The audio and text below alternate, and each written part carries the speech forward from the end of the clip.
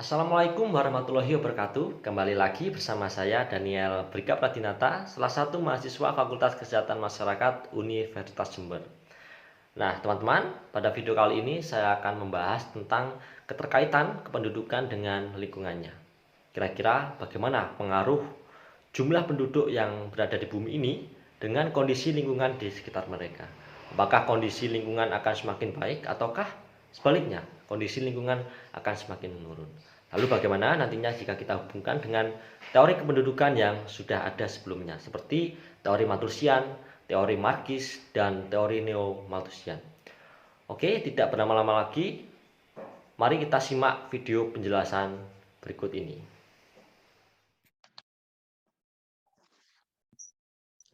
Ya, baik, sekarang kita akan masuk ke dalam video penjelasan terkait topik pada video kali ini. Nah, sekarang saya akan share terkait PowerPoint sebagai bahan penjelasan pada video kali ini. Nah, sekarang kita akan membahas terkait keterkaitan pendudukan dengan lingkungan seperti yang sudah saya paparkan atau terangkan di awal video. Langsung saja kita masuk ke dalam penjelasan.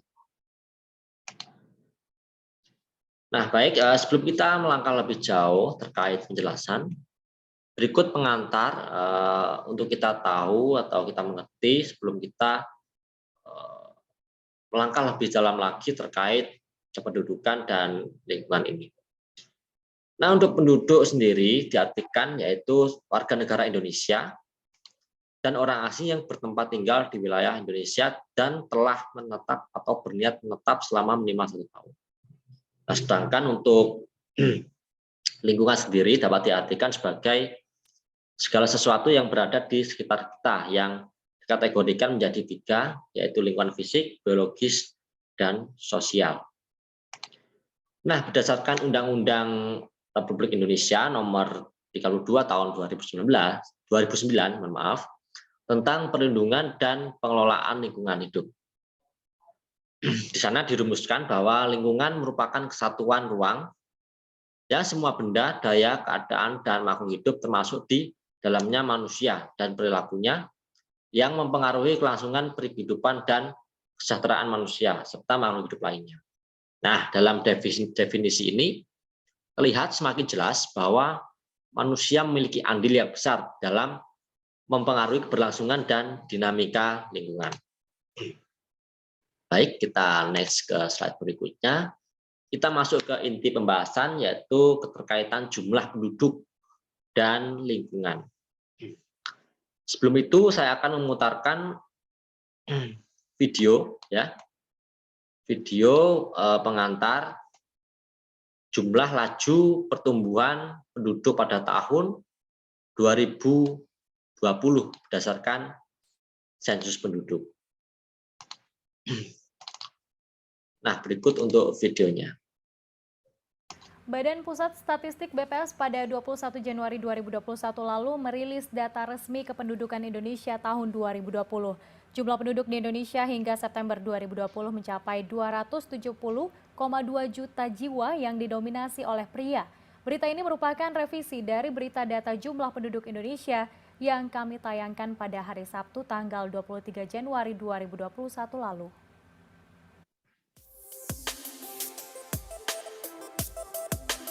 Hasil sensus penduduk 2020 yang dikeluarkan oleh Badan Pusat Statistik atau BPS menunjukkan laju pertumbuhan penduduk di Indonesia melambat.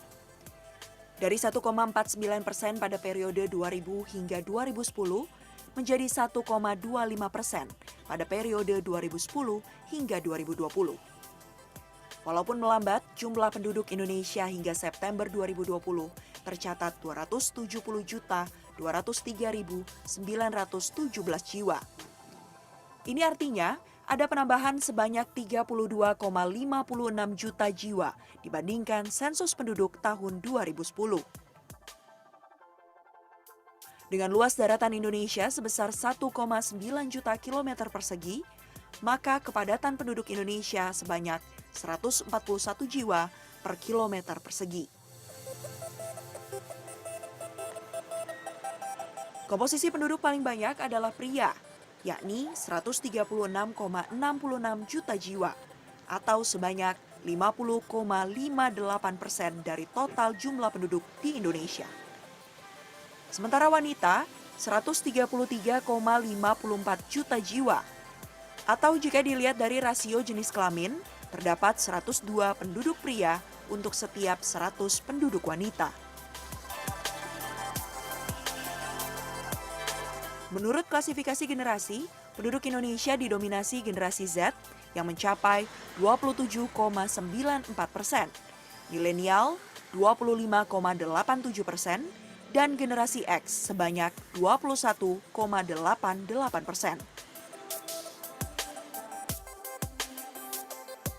Sementara berdasarkan sebaran penduduk Indonesia menurut wilayah, masih terkonsentrasi di Pulau Jawa yang dihuni 151,9 juta jiwa atau sebanyak 56,1%.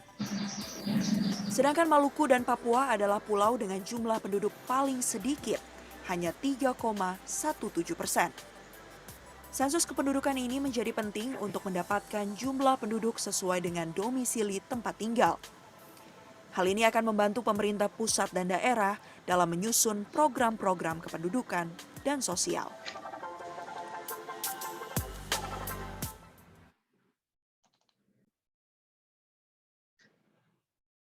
Nah, baik itulah video pengantar gambaran terkait laju pertumbuhan penduduk di wilayah Indonesia, khususnya pada tahun 2020. Nah, sekarang kita lanjut ke dalam pembahasan. Nah, pertambahan jumlah penduduk sangat berpengaruh ya tentunya dengan perubahan iklim dan berpotensi terjadinya pemanasan global. Itulah yang sering kita dengar, baik itu dari berita ataupun dari pelajaran-pelajaran di tempat studi kita, ya. Dan hal ini terjadi di daerah-daerah dingin, ya, seperti Kutub Utara dan Kutub Selatan. Ini terdapat bongkahan-bongkahan es pada gambar yang sudah mencair karena pemanasan global ini. Nah, es yang mencair ini menyebabkan naiknya tingkat permukaan laut global dan ancaman bagi keselamatan bumi. Nah, untuk global warming sendiri atau pemanasan global ini merupakan ancaman bagi makhluk hidup di bumi dan akan bertambah pada terjadinya disaster. Nah, seperti di sini seperti pada gambar ada kekeringan, badai topan, banjir, dan juga bencana lainnya, di mana akan berpengaruh terhadap kestabilan fungsi lingkungan sebagai sumber daya.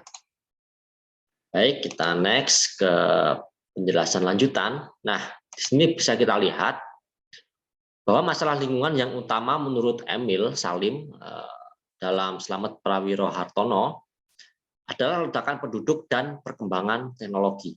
Nah, kedua masalah tersebut secara langsung berhubungan dengan manusia.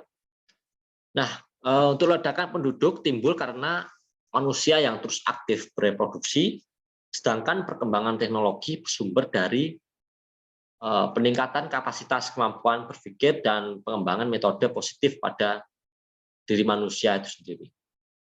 Nah, sedangkan oleh Sugeng Martopo, di sini berdasarkan pada pendapat Jen ya, juga ditegaskan pendapat yang hampir senada, yaitu bahwa masalah lingkungan timbul karena beberapa hal seperti dinamika penduduk, pemanfaatan pengelolaan sumber daya yang kurang bijaksana, kurang terkendalinya pemanfaatan ilmu pengetahuan dan teknologi maju.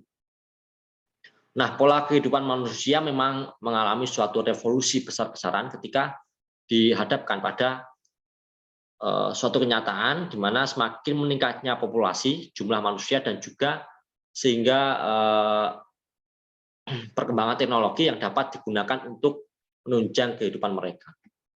Nah, pola hidup tersebut sebagian diantaranya ada yang kurang selaras dengan lingkungan alam sehingga menghasilkan krisis lingkungan. Nah, perubahan pola kehidupan antara lain meningkatnya jumlah penggunaan kendaraan bermotor yang membutuhkan bahan bakar minyak misalnya. Selain itu bisa juga meningkatnya penggunaan energi listrik akibat alat-alat yang perlu diaktifkan dengan tenaga tersebut. Lalu contoh lain misalnya berubahnya pola makan dari teknik pengolahan tradisional menjadi menggunakan alat modern yang lebih mengefisienkan waktu. Kita lanjut ke pembahasan selanjutnya, yaitu terkait pemenuhan kebutuhan. Nah, peningkatan populasi tersebut membutuhkan berbagai sarana dan fasilitas pemenuhan kebutuhan hidup. Nah, mulai dari pangan, sandang, papan, dan kebutuhan pangan yang meningkat berusaha dipenuhi dengan modernisasi dan mekanisasi pertanian. Nah, modernisasi pertanian memiliki aspek positif, diantaranya dapat mencapai intensifikasi dan diversifikasi produksi, namun juga turut menyumbangkan aspek negatif seperti dampak penggunaan pestisida, contohnya yang paling simpel, terhadap kualitas lingkungan. Nah, untuk peningkatan kebutuhan sandang sendiri juga secara tidak langsung memacu peningkatan produksi perkebunan kapas misalnya. Nah, hal negatif yang dapat timbul dari meningkatkan kebutuhan sandang adalah efek limbah hasil produksi dari industri tekstil sebagai contohnya. Nah, sedangkan untuk kebutuhan akan papan, di sini menuntut eksploitasi terhadap berbagai sumber daya alam, seperti kayu, pasir, batu, dan beberapa jenis barang tambang lainnya. Nah, bekas daerah eksploitasi seringkali menjadi daerah yang tandus, ya, dan bahkan berubah menjadi lahan-lahan kritis. Nah, itulah terkait penjelasan pemenuhan kebutuhan dari pangan, sandang, papan, dan dampaknya terhadap lingkungan. Nah, lalu bagaimana jika kita hubungkan dengan teori-teori kependudukan yang sudah ada sebelumnya? Di sini seperti ada aliran Malthusian, Marquis, Neo-Malthusian. Ya. Nah, di dalam aliran Malthus sendiri, di sini Malthus beranggapan bahwa bahan makanan penting untuk kelangsungan hidup. Nah, dan teori Malthus jelas menekankan tentang pentingnya keseimbangan pertambahan jumlah penduduk menurut deret ukur terhadap persediaan bahan makanan menurut deret itu. Nah, manusia untuk hidup memerlukan bahan makanan, sedangkan laju pertumbuhan makanan jauh lebih lambat dibandingkan dengan laju pertumbuhan penduduk. Nah, menurut aliran Malthusian ini, pembatasan pertumbuhan penduduk dapat dilakukan dengan dua cara. Salah satunya yaitu dengan moral restraint atau pengekangan diri yang meliputi dua hal, yaitu mengekang nafsu seks dan juga menunda perkawinan. Lalu bagaimana menurut aliran Marquis di sana? Nah, menurut aliran Marquis ini, tekanan penduduk di suatu negara bukanlah tekanan penduduk terhadap bahan makanan. Nah, ini sangat berbalikan dengan teori aliran Malthus, tapi tekanan terhadap kecepatan kerja. Nah, jadi semakin tinggi tingkat populasi manusia, semakin tinggi pula produktivitasnya. Jika teknologi tidak menggantikan tenaga manusia, sehingga tidak perlu menekan jumlah kelahiran. Nah, inilah yang saya katakan bahwa teori ini atau aliran ini bertolak belakang dengan teori atau aliran Malthusian tentang moral restraint untuk menekan angka kelahiran. Nah, itulah terkait dua aliran. Lalu bagaimana dengan jika kita lihat berdasarkan aliran yang terakhir, ya, terkait aliran Neo-Malthusian. Jadi untuk aliran Neo-Malthusian ini, yaitu aliran ini menyokong aliran dari teori Malthus sebetulnya. Nah, akan tetapi lebih radikal lagi, dan aliran ini sangat menganjurkan untuk mengurangi jumlah penduduk dengan menggunakan cara preventif check, yaitu misalnya dengan menggunakan alat kontrasepsi. Nah, ini tentu saja terdapat poin-poin yang sebetulnya sangat sesuai dengan kondisi saat ini. Nah, pada tahun 1871, Ehrlich menulis buku The Population Bomb dan kemudian direvisi menjadi The Population Explosion, di mana isi dari buku tersebut memuat tiga hal. Ya. Yang pertama terkait sudah terlalu banyaknya manusia di bumi ini. Yang kedua tentang keadaan bahan makanan yang sangat terbatas. Yang ketiga Lingkungan rusak sebab populasi manusia meningkat. Nah, analisis ini dilengkapi atau didukung oleh Meadow pada tahun 1972 melalui bukunya The Limit to Growth. Nah, ia menarik hubungan antara variabel lingkungan. Jadi dalamnya ada penduduk, produksi pertanian, produksi industri, sumber daya alam, dan juga polusi. Ya. Itulah terkait penjelasan jika kita hubungkan keterkaitan kependudukan, lingkungan berdasarkan sudut pandang dari masing-masing teori kependudukan yang sudah ada. Baik, itulah terkait penjelasan sedikit dan sekarang kita masuk ke kesimpulan. Lalu apa yang bisa kita simpulkan dari sedikit penjelasan yang sudah saya paparkan sebelumnya? Nah, di sini dapat kita simpulkan hubungan antara manusia dengan lingkungan hidup memang terdapat dua aliran yang berkembang. Untuk aliran yang pertama ini melihat bahwa manusia memiliki keunggulan sehingga dapat memanfaatkan alam secara maksimal untuk memenuhi kebutuhannya. Dan juga aliran yang pertama ini memang menghasilkan manusia-manusia yang berprinsip ekonomis tinggi, tetapi mengabaikan kelanjutan lingkungan sekitarnya. Nah, lalu bagaimana dengan aliran yang kedua? Di sini melihat bahwa manusia sebenarnya merupakan bagian dari lingkungan itu sendiri, sehingga perlu berusaha hidup selaras dengan lingkungannya. Lalu yang kedua, ya, aliran yang kedua ini, poin yang kedua yaitu diharapkan dapat tumbuh sebagai penyelaras. Untuk apa? Untuk terwujudnya idealisme pembangunan berwawasan lingkungan dan lingkungan sebagai sumber daya untuk mempertemukan berbagai kepentingan di dalamnya. Antara lain, kepentingan keberlanjutan lingkungan untuk kebutuhan masyarakat misalnya. Itulah. Baik, itulah penjelasan kesimpulan yang pertama. Lalu kita masuk ke kesimpulan yang kedua. Nah, pada kesimpulan yang kedua ini terdapat hubungan ya terkait pertumbuhan penduduk kepadatan penduduk, di mana semakin meningkat pertumbuhan penduduk itu sendiri, maka semakin meningkat pula kepadatan penduduk di suatu wilayah. Lalu apa saja dampak dari kepadatan penduduk ini? Nah, untuk dampaknya di sini ada 4 poin yang saya berikan, yaitu pertama terkait ketersediaan oksigen. Nah, tentu ini berkaitan dengan kebutuhan udara bersih, ya, di mana kebutuhan udara bersih ini merupakan syarat yang mutlak bagi kelangsungan hidup manusia, karena udara bersih banyak mengandung oksigen di dalamnya. Ya. Apabila jumlah penduduk bertambah, maka semakin banyak oksigen yang dibutuhkan. Itu yang kedua, dampak yang kedua yaitu terkait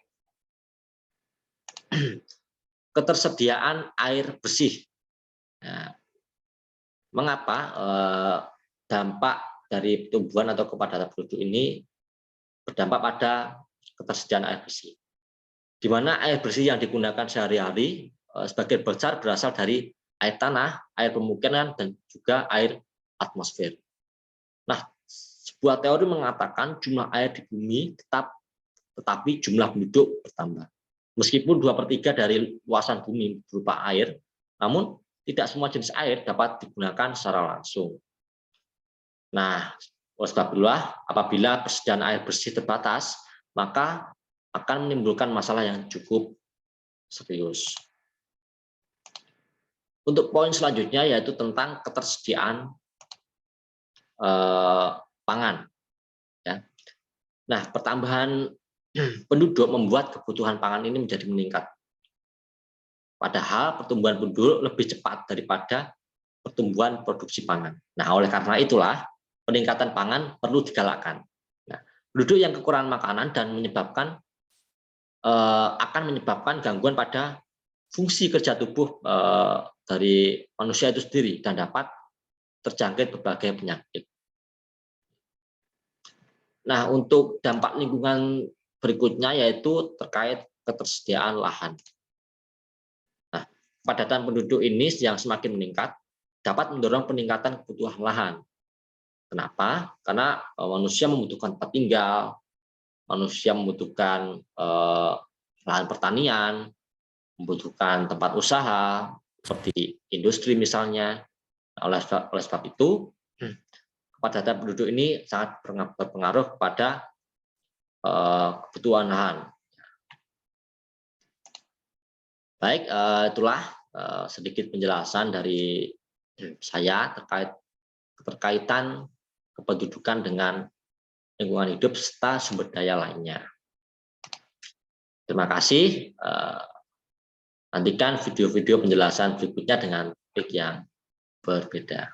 Sekian dari saya, mohon maaf jika ada kekurangan.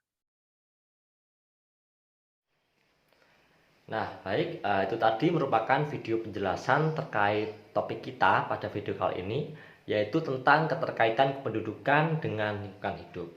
Nah, saya harap informasi yang sudah disampaikan dalam video penjelasan dapat bermanfaat dan mudah dipahami oleh teman-teman semua. Nah, sebelum saya menutup video kali ini, saya mengajak teman-teman untuk bersama-sama menekan laju pertumbuhan penduduk yang dimulai dari diri kita masing-masing.